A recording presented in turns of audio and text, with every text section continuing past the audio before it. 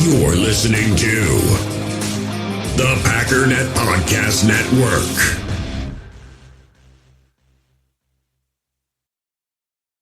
We all have smartphones, and we all know they're pretty amazing, but they also can be amazingly distracting, especially when we're around other people. So US Cellular wants us to reset our relationship with our phones by putting down our phones for $5. That's right, a company that sells phones wants us to put down our phones. And to see what we find, learn more at uscellular.com/built for us. We took it all. We brought them to our land. An endless night, ember hot and icy cold. The rage of the earth. We made this curse. Carved it in the blood on our backs. We did not see. We could not, but she did. And in the end... What will I become? Senua's Saga. Hellblade 2. Play it now with Game Pass.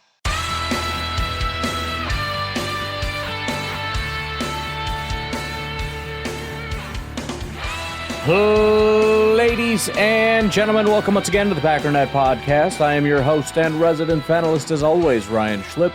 Check us out online, packernet.com. Find me on Twitter, pack_daddy. Well, I wanted to talk about a couple things. I was just kind of perusing around Tyler Dunn's Go Long. It was an article from 2021. It was a long time ago, but I don't exactly know how the thought train got started. But Ron Wolf on Rodgers wanting out. In my opinion, you can't be in a better place. Remember, Ron Wolf kind of skewered Aaron Rodgers for his attitude and the way that he went about doing things and whatnot. And there was some talk about Ron Wolf and his philosophy. You know, he wrote the book, The Packer Way, 9 Stepping Stones to Building a Winning Organization. I have not read the book. But there was some talk about the Packers being a player-centric organization. I don't know if that was an exact quote or sort of a summary or whatever, but I kind of thought about that, and a couple thoughts came across my mind.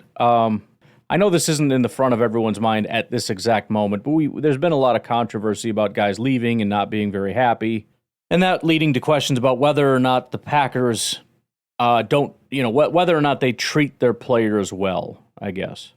And I got thinking about it, and I thought, I don't think the Packers are a player-centric organization.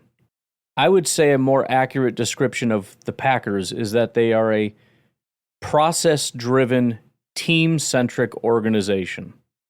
But then the more I thought about it, I realized that there's sort of a symbiotic relationship.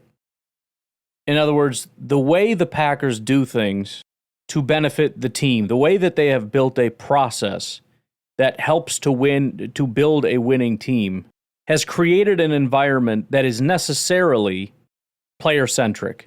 In other words, being player-centric is, I don't want to say an afterthought, but it's a result of their process as opposed to being their process, if that makes sense. Let's really think about this for a second. We know the Packers want to win.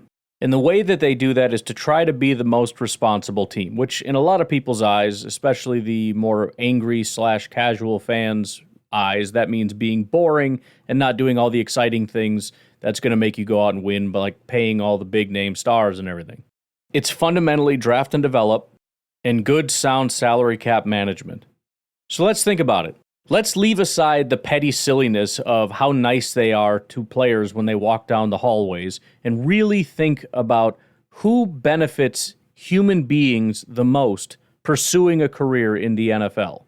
How many draft picks do the Packers have this year? How many young players get opportunities through the draft every single year because of the Green Bay Packers? They draft more players than most teams. They give a bunch of people opportunities, and then they treat them right. And by that, I mean, they don't just push them out into the field if they don't think they're ready. They're willing to let them sit and learn and develop, because long-term development is what's best for the team, but it also just so happens to be what's best for the player. If we push you out, if we had pushed, for example, Jordan Love out there day one, week one, he would never have been sitting in line right now for this massive contract. It would have been disastrous. He needed every single second and maybe even another year to fully be developed. He didn't even really hit his stride until halfway through this year. Now, he needed some field time. But the bottom line is, if you're a young player trying to come up in the league, there is not a team more willing and capable and desirous of bringing you in, paying you, developing you the right way, being willing to be patient, even if that means taking hits, even if that means scrutiny, even if that means you put people on the field that aren't necessarily very good and hold back this guy because he's not quite ready yet. And you're willing to do that because you have a long-term vision, first and foremost for your team, but a long-term vision for this player, beyond just this year. And what does that do? That helps the Green Bay Packers. But you know what else it does? It helps position this player so that they can go out and make a bunch of money. Let's also look at free agents. By Brian Gutekunst finding the right people to come in and have success, like Rasul Douglas, like Devondre Campbell. Do you know how much money they've made because of the Green Bay Packers? By selecting the right... What if the Packers had not done that? What if instead of finding the right pieces, the exact right people to come in here, they had gone out and just paid some big-name guy? Well, what would have happened is we would have spent a bunch of money that we don't have. We would not have been able to pay somebody else that deserves to be on this roster. And guys like Devondre Campbell and Rasul Douglas would have continued on their path of being terrible football players and not making a massive amount of money. That's what would have happened. It's about fit. It's about development. Finding the right pieces, training them the right way, getting them the help they need, and making sure that they shine. Now, if we want to piss and moan about the fact that Aaron Jones felt like he was worth more money than the Packers did, and the Packers held a hard line and said, this is what we think you're worth, this is what we think we'd be willing to pay you. If we want to call that treating people poorly, fine. But the bottom line is, the reason Aaron Jones ever got here, the reason Aaron Jones had the career that he had, is because he was given the opportunity by the Packers and he was developed by the Packers and he wasn't given 30 carries a game. He was held back so that he can continue to get another contract and another contract and another contract. And the bottom line is if we start paying guys like Aaron Jones too much money, we're not going to continue the process of bringing in the new, young, hungry guy that's going to be the next Aaron Jones. So look, this is an unbelievable organization. It might not be your favorite place to end your career, a career that you would never have had without the Green Bay Packers. It might be a slight overstatement, but in many ways, it's true. Again, how many carries would Aaron Jones have had if he'd have gone to, like, the Minnesota Vikings? You know how much they would have put on his shoulders? Look what Detroit's about to do to Jahmyr Gibbs. You think you're gonna watch a lot of other teams as Aaron Jones is winning you a football game and then you put him on the bench and you let A.J. Dillon come in and he can't do anything? How many teams have the testicular fortitude to stand by and let that happen because preserving Aaron Jones is what matters? Not only to make sure that we have him in the postseason, but that we can have him next year. You think he'd be even healthy enough to get a contract right now if the Packers hadn't treated him that way, all the way back to Mike McCarthy? It was what's best for the team, but it was also what was best for Aaron Jones. If you want to be treated right, the Green Bay Packers are a phenomenal organization. If you want somebody to overpay you at the end of your career because you feel like you're entitled to it, the Packers are probably not going to be that place because they need to make sure that their salary cap is sound so they can take care of the rest of the players on the team. Because it's not just about one guy, it's about the future, and it's about all these young guys who haven't had opportunities yet, who have not been able to get their first big contract. It's about the Jaden Reeds and the Luke Musgraves and the Zach Toms. And we're not going to sacrifice their careers for Aaron Jones and Devontae Adams and Aaron Rodgers. You've had your time, and we're willing to keep you at a reasonable price, but we're not going to overpay you. And for these guys to leave and stomp their feet with their temper tantrums after everything the Packers have done for them is insane, and it's disrespectful. Devondre Campbell would never have had a career if it wasn't for the Packers. He's always been awful as a football player. But the guy came here. Joe Barry is for all his flaws, phenomenal linebackers coach, and they identified him as a perfect fit. He blew up, had an unbelievable career, got massively paid, leaves the Packers, gets paid again. He really only had, 1 or 2 good years in his career? And he gets 2 big contracts off the back of that? And then what, he's going to throw a temper tantrum? What, we're going to throw a fit because Jordy Nelson didn't get some kind of honorary contract? Okay, and then who do we not pay as a result of that? How many young up-and-coming guys can we not take care of, pay what they deserve? Because we want to give Jordy Nelson, who's got nothing left in the tank, for another year because he's earned it. Some kind of honorary, like we're just going to hand out honorary contracts? This is more than you're worth, but I mean, the great and almighty Aaron Rodgers says so. so we have to do it. Again, this might not be your favorite place. There are a lot of people that will overpay older players that have maybe a year or two left, and the Packers are just not that organization. But the bottom line is the reason they're not going to overpay you is because they want to take care of a lot of other young guys that are up and coming. They're trying to help nurture their careers. They want to make sure they have money to give them their first contracts. And you know what? They're not going to overpay them either. They're always going to be fair to everybody. And whether you like it or not, they're going to pay you only what they think you're worth. So essentially, it comes down to this. If you want to be in a phenomenal organization that's not only going to bring you in, they're going to give you a legitimate chance. Everybody knows this is one of the best places to be an undrafted free agent because you have an actual real chance to come in here and start over a guy that was drafted. They will give you that opportunity, and they will properly nurture your career. They will put you in a good spot. They're not going to push you in because some owner's being pushy. They're going to make sure to develop you the right way. They're going to pay you fairly. But the only toll you pay is at the end of your career, you understand there's going to be a time that you have to go. That's the bottom line. You can't have it both ways. We can't let all the old guys go so that we can bring you up, so that we can bring you in and nurture you and give you your first contract and your second contract. And then when it comes time for you to leave, so that we can nurture other people, you throw a fit. Because we want to do to these young guys the same thing that was done to you. So what? Screw them? That's not how this works. This is the way it goes. But again, by the whole point is this process is not a team-specific, a player-centric team. They're not. They are a process-driven, team-centric team, organization. But by virtue of that, they treat players better than probably any other organization. You can have a phenomenal career here. You may have to play out your last 2, 3, 4, 5 years, however many years, somewhere else, if you want to just capitalize in your last few years and make as much money as possible. But so what? So what? I don't understand how you can take that so personally when you are the beneficiary of that in the early parts of your career. It's selfish. But I'm not a player-centric person. I'm a team-centric person. I don't root for the players. I root for the team. And as a result, I love this process. Yes, a lot of guys go maybe a year earlier than I wish they would have. You know, Aaron Jones got a little bit in the tank, and Mike Daniels had a little bit in the tank, and Sitton's a bad example because I think there were some character flaws there. But sometimes guys have a couple years left in the tank. But you know what? It all works out in the end. Guys have to go sometime, and as long as they're taking care of the salary cap, as long as they're continuing to draft and develop and be responsible with free agency and everything else, and continue to make sure that we have a quarterback and a coach and everything else. This is going to be a good football team for a long time, and the players will be the biggest beneficiaries of that.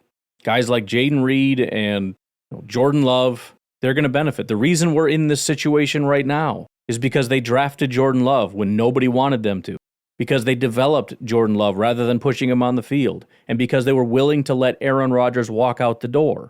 All those things had to happen, and look at what Jordan Love has now. Look at where he is now. Packers being willing to take him, to sit him, to develop him. How many teams would have done that? Taking a guy like Jordan Love in the first round and let him sit for as long as the Packers did? Nobody. And to put him behind Aaron Rodgers, and to put him with Matt LaFleur, to be that patient with him, to build up a young core around him, to build a playbook that benefits him, to put him in a position right now where he's going to absolutely cash in. That is the result of the Green Bay Packers following their process, and Jordan Love being the biggest beneficiary of that, aside from, of course, the fans. I think there's such shallow, empty thinking when it comes to these superstars not getting the money that they want. And so we just say that the Packers are a bad organization. It's such short-sighted thinking. This is a phenomenal organization if you want to have a career, if you want to make a bunch of money. Because the Packers don't think about the now, they think about the future. And that includes your future. Because if you make a massive amount of money and take a bunch of money from the Packers' pocketbook, that means you're a really good player, and that's exactly what they want. The Packers and the players both want the players to get paid. They want to get you to that point. So, anyways, again, I kind of just had that thought when I was pondering this, some of these Ron Wolf quotes and whatnot, and being player-centric, which, again, I think they end up being player-centric, but I don't think you start at that point. I think you end up at that point. It's a consequence of what they really are, which is a team-centric, process-driven organization. All right, why don't we go ahead and we'll take our first break If you want to support the podcast, you can do so at patreon.com/pack_daddy. Also, I mentioned it yesterday on the live stream if you happen to be there, but just keep Clayton in your thoughts and in your prayers, please. He and his family are going through a pretty tough time right now. Not going to divulge anything, but if you could do me that favor, I'd really appreciate it. We'll take a break. We'll be right back. We all have smartphones, and we all know they're pretty amazing, but they also can be amazingly distracting, especially when we're around other people. So US Cellular wants us to reset our relationship with our phones by putting down our phones for $5. That's right, a company that sells phones wants us to put down our phones. And to see what we find, learn more at uscellular.com/built-for-us. We took it all. We brought them to our land. An endless night, ember hot and icy cold. The rage of the earth. We made this curse. Carved it in the blood on our backs. We did not see. We could not, but she did. And in the end... What will I become? Senua's Saga. Hellblade 2. Play it now with Game Pass. This episode is supported by FX's Clipped, the scandalous story of the 2014 Clippers owner's racist remarks captured on tape and heard around the world. The series charts the tape's impact on a dysfunctional basketball organization striving to win against their reputation as the most cursed team in the league. Starring Lawrence Fishburne, Jackie Weaver, Cleopatra Coleman, and Ed O'Neill. FX's Clipped, streaming June 4th, only on Hulu. Have you ever experienced turbulence on a flight and wondered why? And you can see all the terrain around you. You've got no issue with visibility or anything? No, everything's peachy. Maybe you've sat on the tarmac for hours wondering why your plane isn't moving. Well, we're outside here. They're saying the ramp is closed. They won't let us park because of Air Force One. Listen in on the conversations between pilots and air traffic controllers on the Air Traffic Out of Control podcast. 510 declaring an emergency. There's smoke in the cabin. I need to make a landing right now on 31 left. We have the most interesting, wild, and funny ATC recordings you will ever hear. Check out Air Traffic Out of Control wherever you listen to your favorite podcasts. All right, I want to touch on, I got a couple more people reach out on the Patreons. Andy Monday says, at the 2025 draft, I'd like to see the Packers feature the general managerships of Wolf and Thompson, especially Thompson in memoriam. Do the Packers have video footage from the Packers draft room itself in 2005? Absolutely fascinating if we could hear Thompson and company actually discussing selecting Rodgers behind closed doors before pick 24 came on the board. No idea about that, but I definitely agree. That would be a really fantastic thing. I mean, really, I understand a lot of non-Packer fans are upset about honestly, if you're not a Lions, Packers, or Steelers fan, you think that these 3 drafts are a complete travesty. I would have no interest in going to the upper cold reaches in cities that aren't necessarily known as great vacation areas.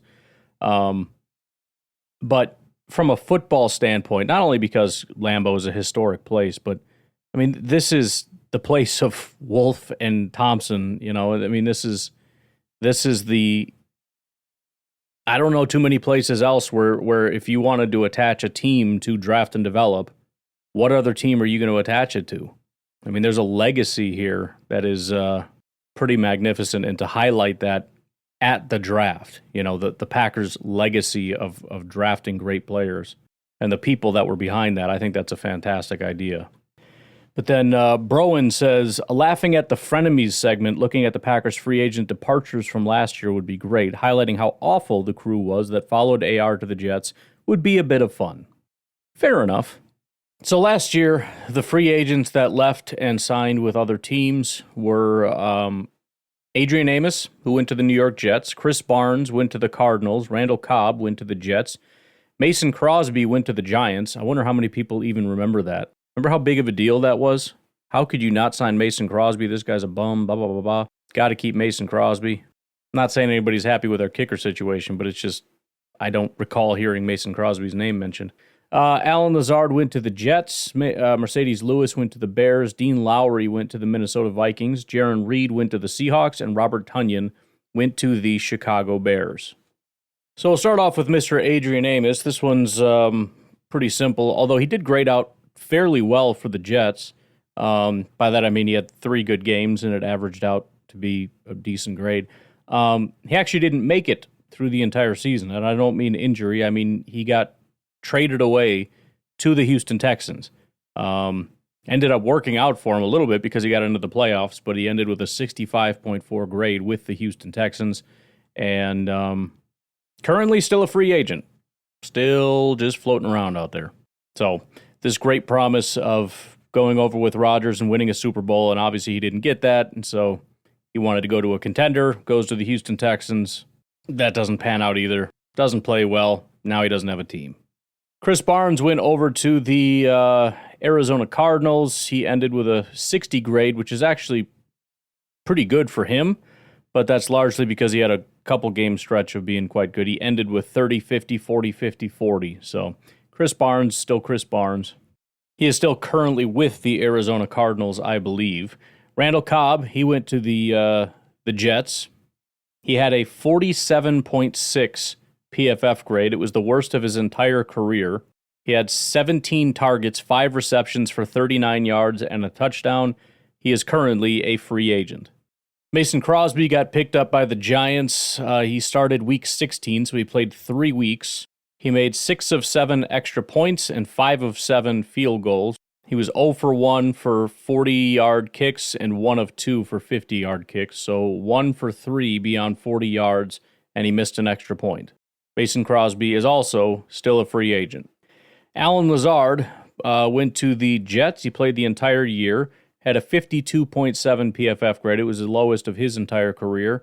23 receptions, 311 yards, and 1 touchdown. Still currently on the Jets roster. 40-year-old Mercedes Lewis went to the Chicago Bears.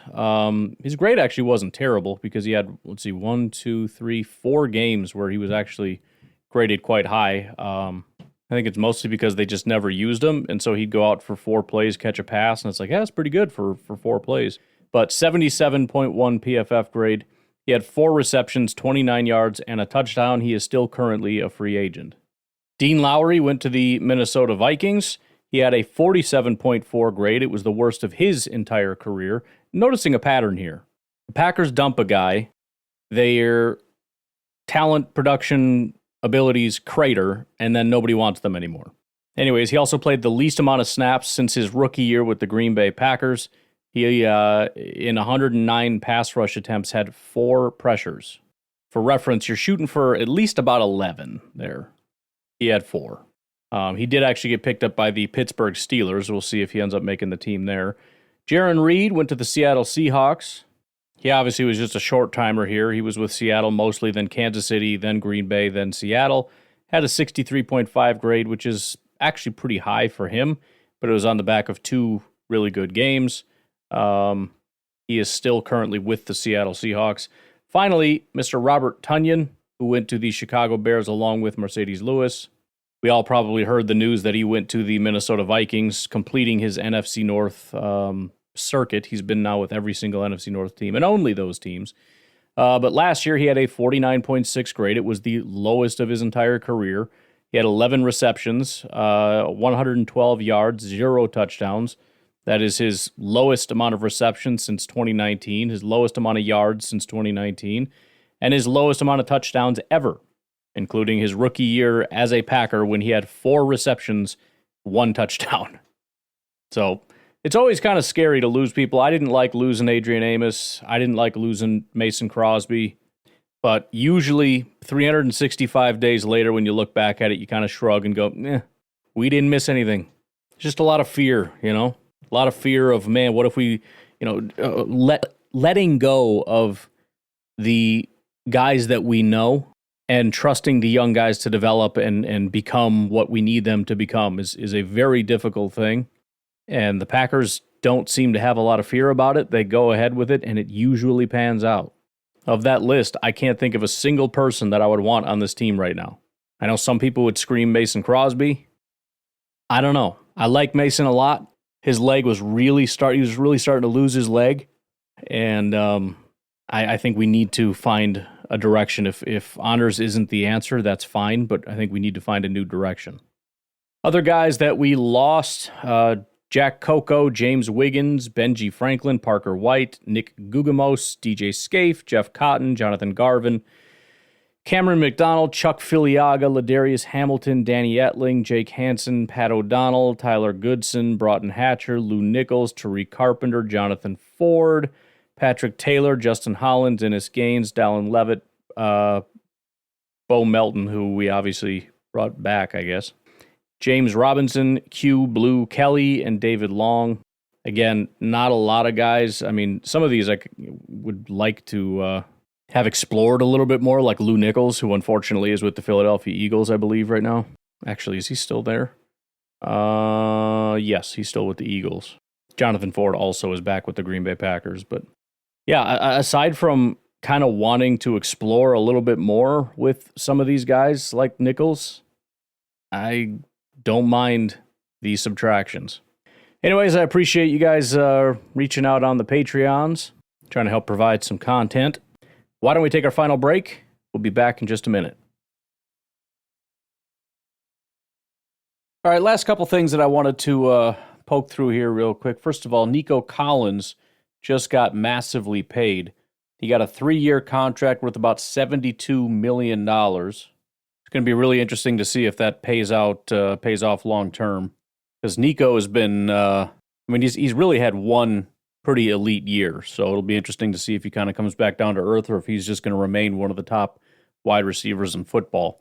Beyond that, here is apparently a new proposal. I don't know how far along this is going to be. This could be done as early as next year, I suppose.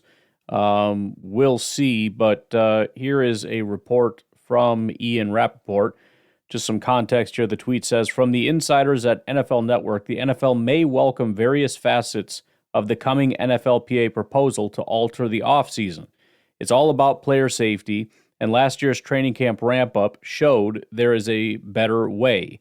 A reimagining could be coming. Well, first of all, this is not directly related to the 18-game season. This proposal could fit in with an 18-game season, but that is not something that is directly related. I did reach out to someone very well-versed in the leagues, thinking usually, Tom, when you have an NFLPA proposal, something we've learned over the last, couple decades, usually the NFL pushes back.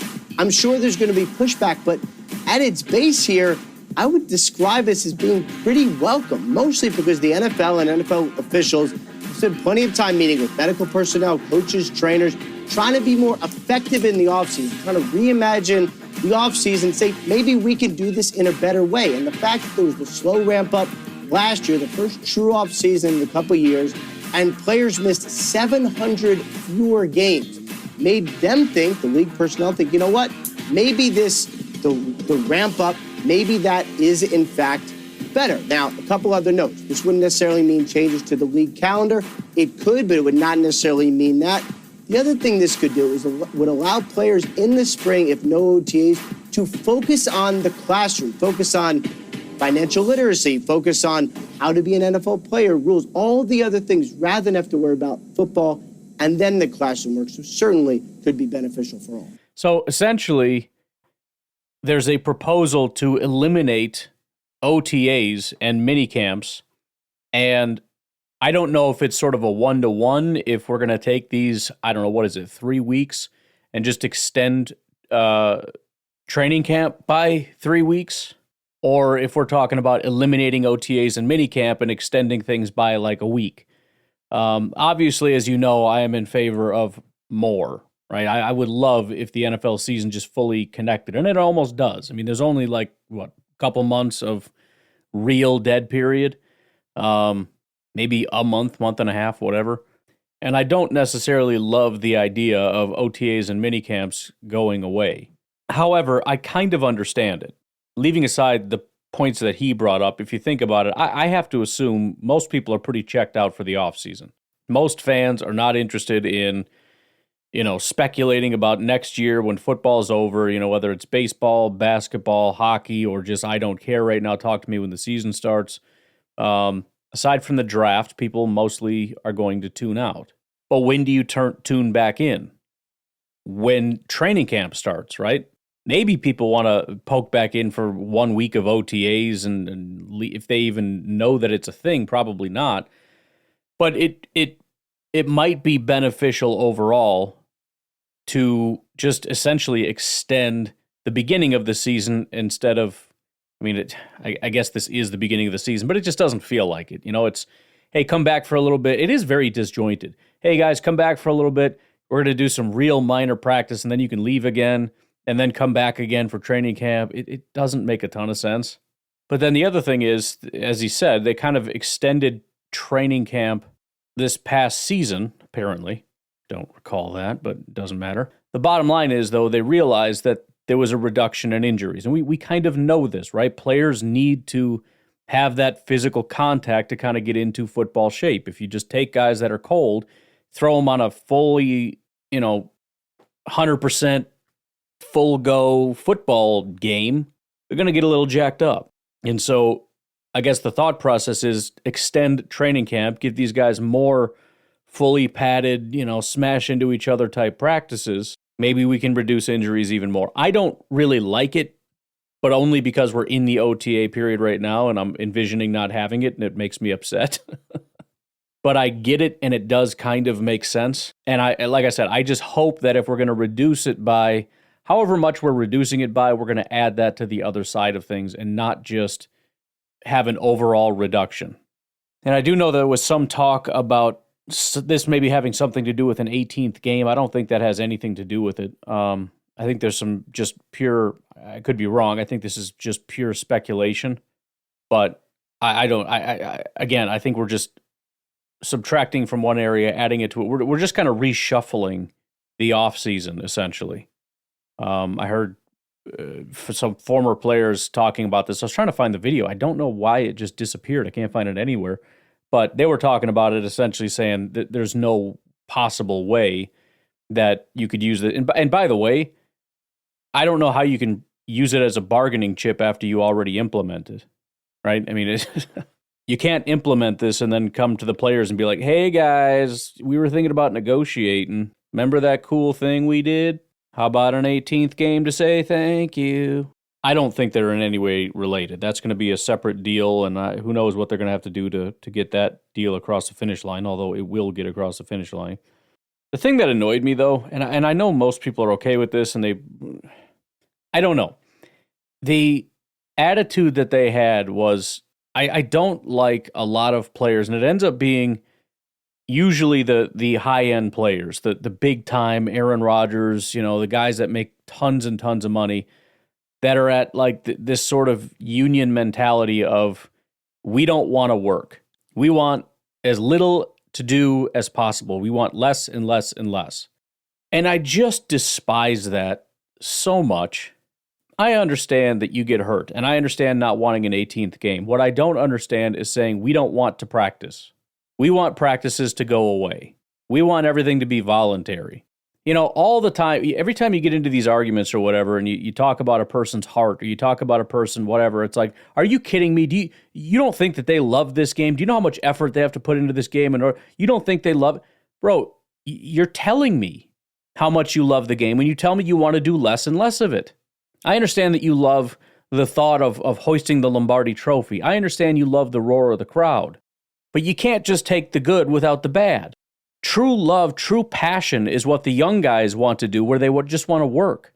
And that's what I think this is all about. We always think about it in terms of like the poor lowly players and these rich, evil, greedy team owners. And it's not. The young guys want more practice. The young guys want this to be year-round. The young guys would love to be able to be in contact with their coaches year-round, but they're not allowed to. Because the players who are old and don't feel like putting in that much work anymore don't want to have to keep up with the young guys. So they're the ones that are in control with the union. So they take over that thing and they negotiate and they say, okay, if you want this, fine, but we want a rule in there that says you're not allowed to talk to your coaches in the off season. We want this to be voluntary. We want less of this. We want less of that. This isn't what all players want. This is what the rich players want. The young players want more. You think they don't want another game check? You don't think they want a larger salary cap so they can get more money? Of course they do. This is why, by the way, every time this comes around, it's so funny. It's always like, oh, these guys are trying to rake over the players. This is horrible. And then it ends up passing. And it's like, oh, these players, they always vote against themselves. It's so horrible. Why do they get what they deserve? It's because you're lumping all the players into one bucket. All the players are not the same. Some players want to play, and they want to practice, and they want this to be their life and their obsession. And they want to work and train as much as is humanly possible, which is why usually the NFL gets what it wants, and the players end up losing. Quote unquote, the players. When really it's like J.C. Treader and all the guys on top are saying, we want this and we don't want this. And it ends up, everybody votes it down. They vote the way that the NFL wants. Why does that keep happening? Because some guys are okay with more.